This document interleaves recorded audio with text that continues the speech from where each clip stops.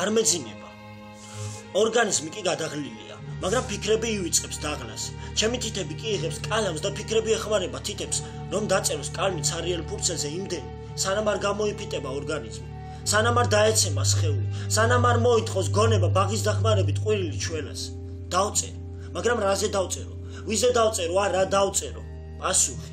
პასუხი შინაგანიდან მესმის. დაწერე მხოლოდ სიმართლე. და იმ მეც ვუჯერებ ჩემ შინაგანს და ვიწყებ სიმართლის წერას.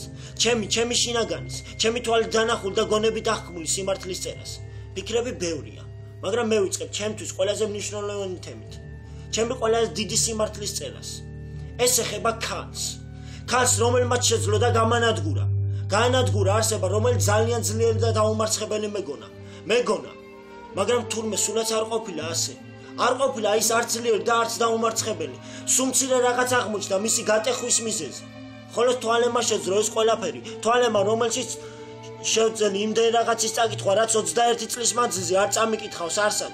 ჩემ თვალებში კი გაჩნდა ცრემლი, რომელიც ამ ბოლო დროს ძალიან ხშირად ზრდის თვალებიდან, იმ თვალებიდან, რომელსაც გააჩნდა სიამაყე, რომელიც გაქრა და სად გაქრა.